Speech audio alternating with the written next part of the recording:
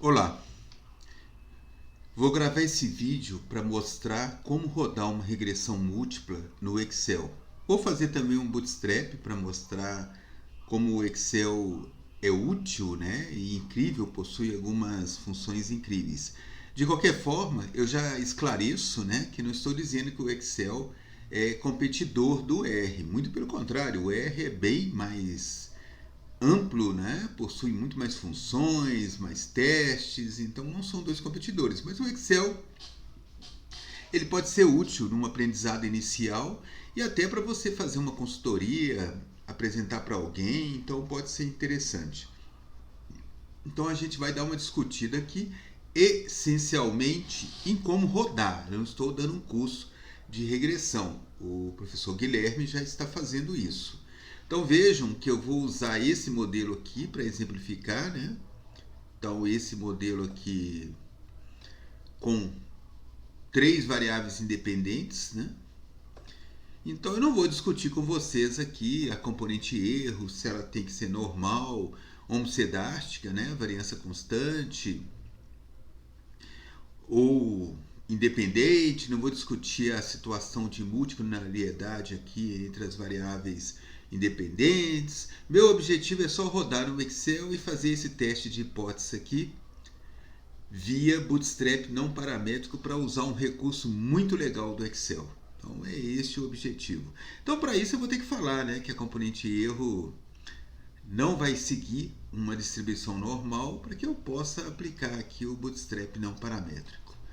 Ok? Então o objetivo é esse, uma coisa bem pragmática, né?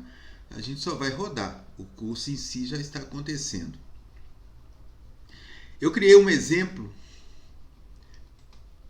onde a variável dependente y, qualidade, depende em relação a um vinho, tá? Qualidade de um vinho. Eu adaptei de um exemplo do Montgomery, depende da claridade, do corpo e do sabor. Então os dados eu que criei aqui. Então a gente vai rodar isso. Antes, porém, da gente rodar essa regressão múltipla, né, y em função da x1, x2 e x3, eu lembro que no Excel muita gente trabalha com regressão linear simples. Eles gostam de usar a função, por exemplo, inclinação, né? Então você vem aqui, coloca uma das colunas, né? A variável y, depois coloca uma única, por isso que é regressão linear simples, né? Uma coluna x, vou colocar essa daqui. Aí você poderia ter a inclinação do modelo y igual a beta 0 mais beta 1x. É só o modelo de regressão linear simples. Se você quiser o intercepto, né, o beta 0, chapéu, né, então seria esse intercepção aqui. Mas não é isso que a gente vai fazer isso aqui. Isso aqui é bem tranquilo, né? Qualquer software faz isso. Até calculadoras fazem isso, né? Nosso objetivo aqui é rodar uma regressão múltipla. Lembrando, o objetivo aqui dessa gravação, desse microcurso, né, mini curso, é simplesmente mostrar como roda no Excel. Então a primeira forma mais usual e interessante é você rodar via suplementos. Onde que está esse suplemento do Excel? Dados, análise de dados. Se não estiver instalado no seu micro, então você vai vir aqui, ó, arquivo, opções, suplementos e vai procurar esse ferramenta de análise que eu iluminei aqui nessa parte de baixo. Você clica nele, não é esse ferramenta de análise VBA, é o ferramenta de análise. Uma vez localizado, você clica em ir. Vai aparecer isso, você escolhe ferramenta de análise e ok. O meu está instalado, né? Então não vou me preocupar aqui. Vamos fazer juntos? Ó. Dados, análise de dados, regressão. Vamos procurar regressão aqui. Pronto, olha que bonitinho. Eu escolho a variável y com rótulo. Esse suplemento me permite escolher o rótulo. Escolho a matriz X de variáveis independentes, né? com rótulo também. Aviso que tem rótulo. Peço para soltar, por exemplo, aqui no G1, né? Em diante. Vão pedir para soltar os resíduos também. E o gráfico de probabilidade normal, que eu vou precisar dele depois para falar para vocês que eu acho que não é normal. Eu já olhei ali e realmente parece que não é normal. Vamos voltar aqui. Muito bem, feito isso, você simplesmente dá o OK aqui. Tá? Então, um suplemento bem interessante, bem feito, né? Mas, novamente, Excel não compete com R. R é muito mais amplo do que o Excel, mas aqui é interessante para você saber essa situação. Ok, né? Deixa eu ver se está tudo certo. Está tudo certo. Olha só, ele soltou aqui, né? Vamos ampliar aqui um pouquinho. Então, ele soltou a saída. Veja que tem aqui o R quadrado, tem o erro padrão, o número de observações que é 38. Deixa eu subir um pouquinho aqui. Eu acabei soltando um pouco abaixo aqui, né? Não tem problema, eu desço aqui, ó, qualidade, né? Aqui ele está soltando para mim a tabela de ANOVA. Então veja que o F aqui é 2,358, né? Com uma probabilidade de significância aqui, ó, de 0,08. Então, se eu adotar o nível de significância 5%, como o p-valor deu maior do que esse 5% para esse teste F, né? Então, eu estaria não rejeitando esse H0 aqui ao nível de significância 5% ou confiança 95%. Então, eu estaria falando que existe evidência nessa significância confiança, né, de que essas variáveis não afetam aqui a variável resposta y. Ok? Aqui tem o que vocês estão estudando lá também, o teste para cada uma das variáveis independentes, mas meu objetivo aqui é só para mostrar como que eu rodo. Aqui eu tenho os resíduos, né? Que é simplesmente o y menos o y chapéu, e aí por diante. E aqui eu tenho, inclusive, um gráfico de probabilidade normal. Ó. Feio, né? O do R fica mais bonitinho. Você pode dar uma esticada nele aqui para enxergar melhor. Tá? Então aí ele fica um pouco mais interessante, né? Opa! Deixa eu voltar aqui que eu já estava fazendo bobagem. Vamos colocar aqui uma tendência linear. Você clica no um dos pontos azuis aqui, lado direito do mouse, adicionar linha de tendência. Vejam que está estranho, né? Esse negócio não está parecendo que é normal mesmo. Os pontos não estão se distribuindo ao longo dessa linha reta, né? Então eu vou adotar aqui temporariamente que não é normal. Depois vocês podem fazer um teste lá no R, por exemplo, o Anderson Darling e assim por diante. Então, a questão que a gente vai pular lá para o Boxplot, para o Bootstrap não paramétrico, é porque isso aqui, ó, essa questão aqui só é válida se os resíduos, né, forem normais, indicando que a componente erro aleatório aqui é normal. Se não for, pode ser que esse teste aqui fique afetado, não seja válido, né?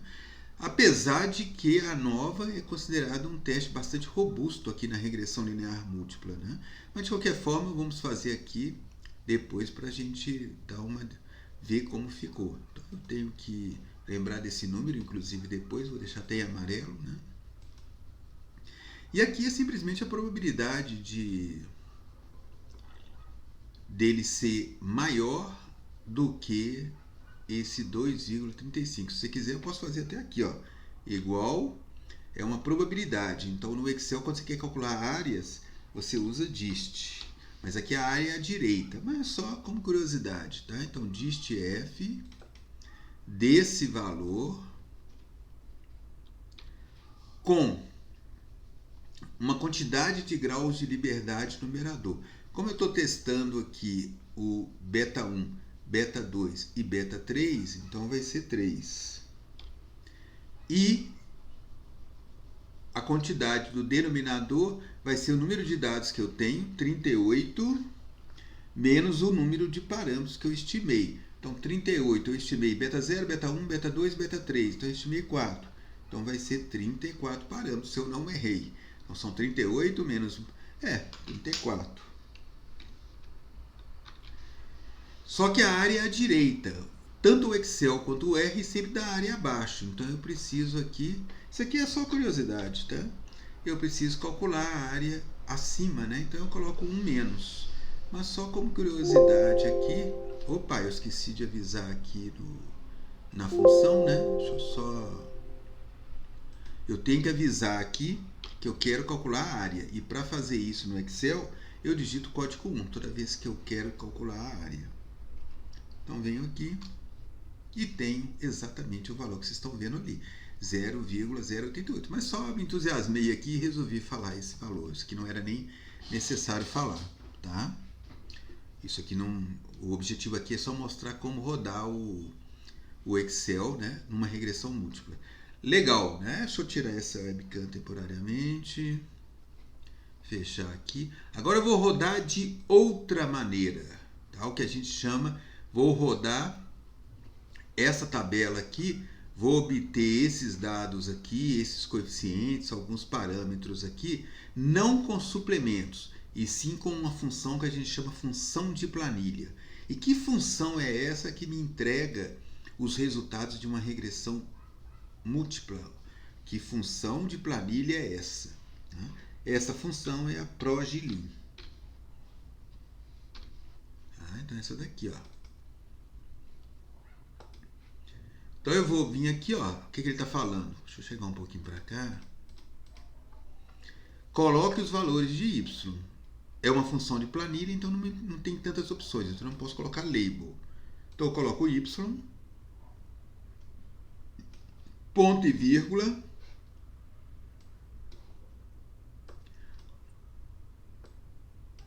Agora ele está falando para mim colocar a matriz x.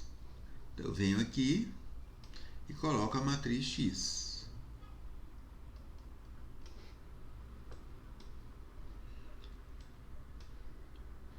Está me perguntando se eu quero intercepto. Quero. É o beta 0, né? Chapéu. Quero as estatísticas decorrentes? Quero.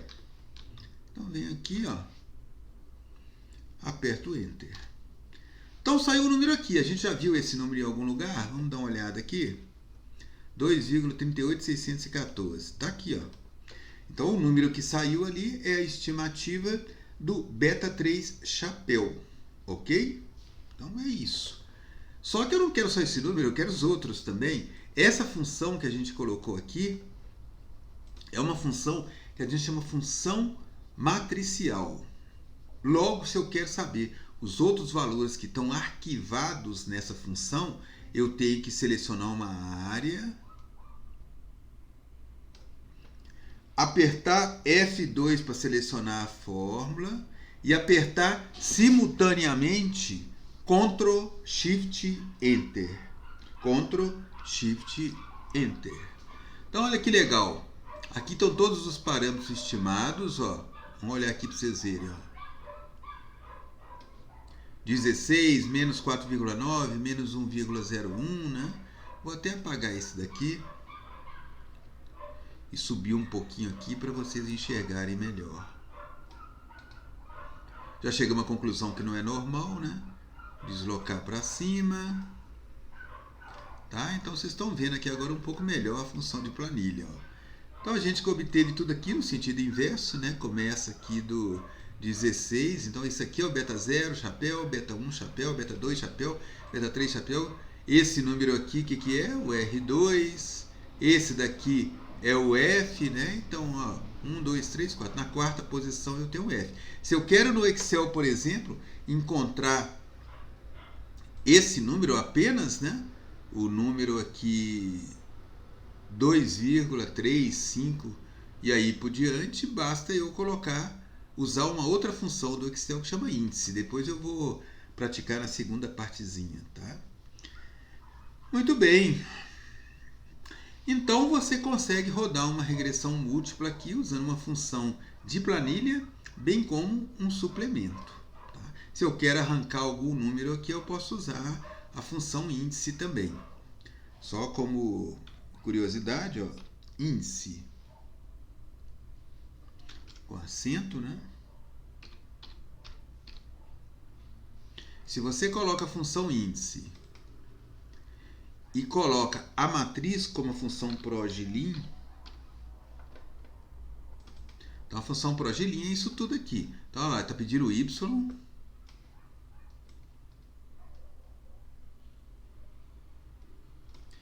Está pedindo a matriz x, que é o que a gente já fez. Eu só estou fazendo aqui para mostrar a utilidade da função índice. Eu estou falando que quero intercepto e estou falando que quero estatísticas. Legal. E agora ele está me perguntando, mas que informação dessa matriz eu quero? Vamos supor que eu queira esse 2,35, 58, 68.